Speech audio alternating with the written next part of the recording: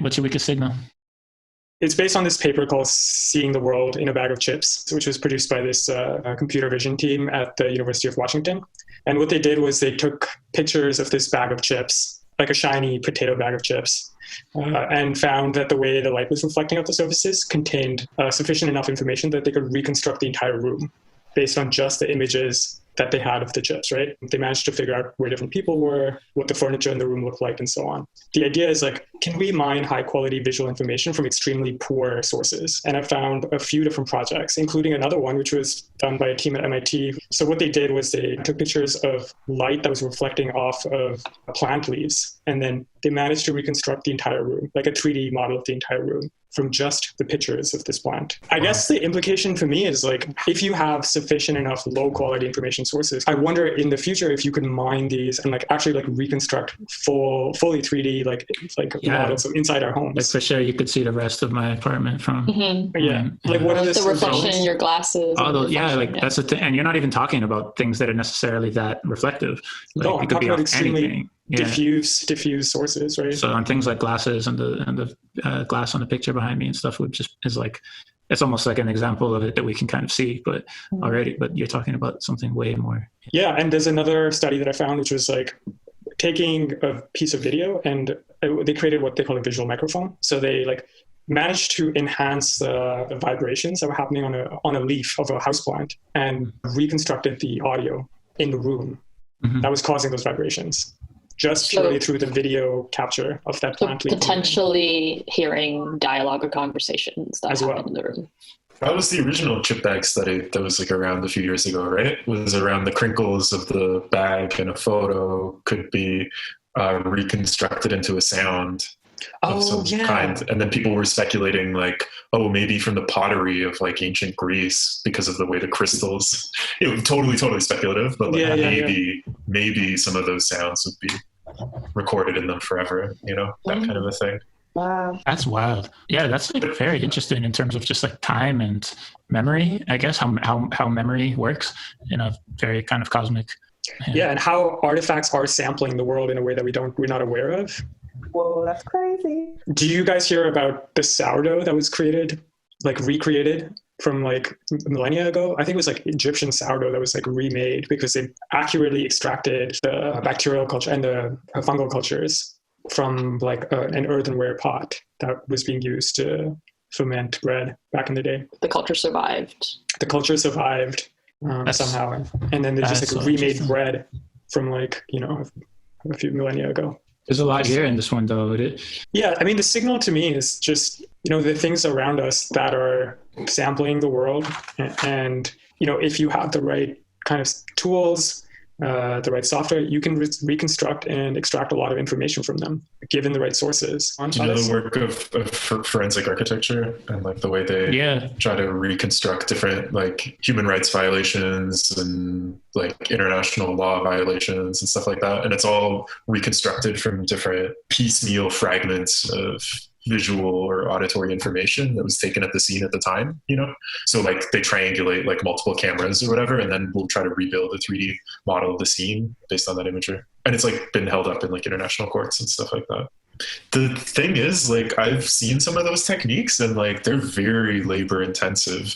And it's interesting because it's like, there's the question of like, how high resolution does this imagery need to be, right? And in their instance, it's like, it needs to be so accurate that like it holds up in a court of law or whatever. And that's obviously not the bar that most types of applications of that would need. But I guess maybe there's like a risk of thinking that like, it will just happen. Like you could just recreate the image of a room from like a photo of a plant or whatever, but it's probably quite labor intensive, I'm assuming, right? Yeah. I mean, I think we're going to see the labor decrease over time as some of these techniques become automated. This one in particular was using reinforcement learning. So like there isn't this like artificial intelligence component to it. So I can see a path to it being automated. A lot of the physics simulation ones, so this one, which is like actually like literally modeling like the light rays across different surfaces, I think those are going to get better over time as GPUs become better and we can parallelize a lot of the technical reconstruction of... I guess it's almost like someone at the beginning of photography being like, how are you ever going to like just snap a photo? Like you've got to like set the scene up and like exactly. dip it into like 18 like different chemicals, you know? And and like not move at all for like yeah, that's like kind of what it is in a way. It's like a new recording media or something. That could be the signal, potentially a new sort of recording technology, if we include like photos as a recording technology. I think so. I think it's possible, like a 3D recording technology, multi-sensory spatial recording technology. Yeah. Beyond like forensics and archaeology, which is also just a kind of forensics, or vice versa, how could you use it? So one of the applications that the CHIPS paper was really excited about was because they use this to like model light rays in like a better way. The way they're thinking about using it is actually like very different from like the applications that I was thinking about, which were more kind of like reconstruction and surveillance and things like that. They were talking about using it to better model reflection in 3D spaces. So in like VR applications, for example, where you have like highly reflective surfaces inside VR, which right now they model really badly because they don't have a good way to model the light that's reflecting off of different surfaces because they don't accurately do all the ray tracing. So the application they're thinking about is just a more realistic reflection toolkit for 3D spaces. So in AR and VR applications. But that's very narrow compared to like what I think the range of applications could be. I mean, there's also a lot of like ethical implications and ethical questions about like when I consent to putting out an image out there, what am I consenting to? Like, am I consenting to you being able to reconstruct my entire room from like this image that I've put out on the public internet? Yeah, it's wild. Which, you know, that could possibly be reconstructed. And it's just like redefining like what's the meaning of public domain. And that might be something that there's just like no way to stop. It's still kind of forensic in that regard too, but it's just like you can see like the future where the one doing the front, it's like TMZ is like putting out the reversal of the image based on some celebrity selfie or whatever, right? Yeah. Like, yeah.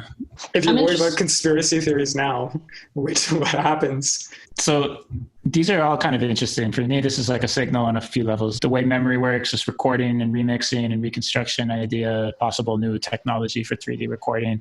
There's all these sort of like forensic applications and potential privacy invasion uses. I wonder too, though, is there something when you're talking about like using this to like see around corners and so on, is there something in this signal that challenges our perceptions of reality as we assume they are or generally understand them? How do you mean? We have an idea of space and 3D spaces and how they work, and based on kind of our visual perception, our eyes. And some of that seems like it's kind of challenged here. Like it almost seems impossible intuitively that you would be able to use something to like see around corners and look that way. Yeah. I mean, so to me, the idea is that there's a lot more visual information in the light that we're seeing through our eye that we're not cognizant of. And given the right modeling and simulation technologies, you could in fact extract that information out of informationally low dense sources. So there's like the potential of completely extending like our field of vision or like our perceptual limits. So, I mean, normally the way people think about that is that we can only see like a very narrow spectrum of like electromagnetism, right? Which is like the optical range. And like, obviously we cannot see X-rays, we can't see terahertz rays, we can't see infrared rays. But this is like a really different thing to me because it's like, they're taking like the narrow spectrum that we are actually sensitive to and extracting more information from that, which we are not cognizant of. I wonder if you could use it as a watermark for AI manipulated imagery or something like that. You know, like all the light rays in your back thing have to be calibrated correctly to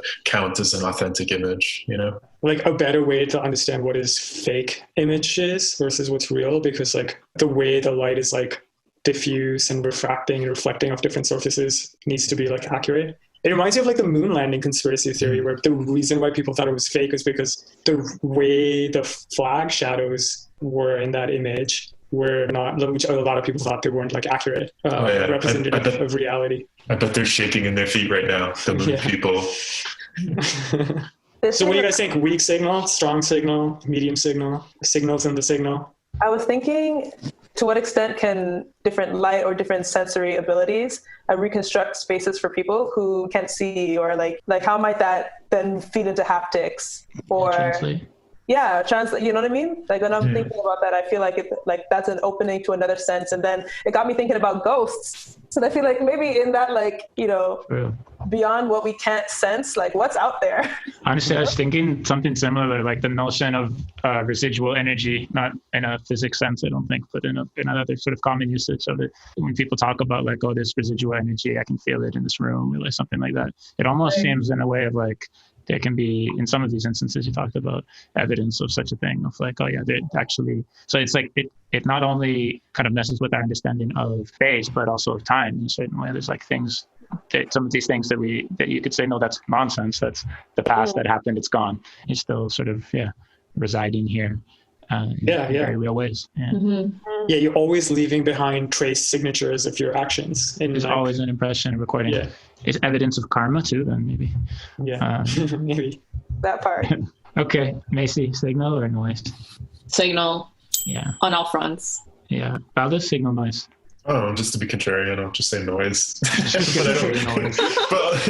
but I think it is a signal. But if I were to make a case like against it, it's not necessarily that different from like taking a photo in the first place, or it's just a continuation of that process of like what we thought previously was bits of information that would never be, inscribed on anything and just gone forever, or actually preserved somewhere. It just turns out that now the pieces that we thought with a photo you had to consciously capture it, whereas with this it's like unconsciously captured, but it's like just this unfolding of the same process. Is it just like the progress of technology, of that particular strand or branch, or however you want to think about technology? But otherwise, I would definitely say it's a signal in a lot of ways. Yeah, I get what you're saying though. Like it's just no weirder than other archaeological sensing technologies or something like that, like carbon dating or something. But I think too, as like a signal, but I don't think it's a signal yet, but I like this idea of like the commercialization of forensic technologies too, that I think could be interesting. What happens when some of these techniques like leak out into the mainstream, and what kinds of use applications they have, Yeah, I'm really afraid of vigilante forensics. Vigilante forensics, but so interesting. Another signal here, I think, is the use of the word forensics, and I think beginning with forensic architecture, and that has become something else where I saw Sparks and Honey deck recently that talked about like cultural forensics as trend scanning or whatever. It's cultural forensics. But like that word seems to be getting used now. It's like a new kind of like, I don't know. It's like it used to be something like reserved for criminology or something, but it's been kind of reappropriated in multiple ways. String borders. Forensic foresighters. Future detectives. Awful. All of it. Asia, signal or noise? Signal. I agree. Signal. That's cool. That's a good one, isn't it? All right. Broadcast from later.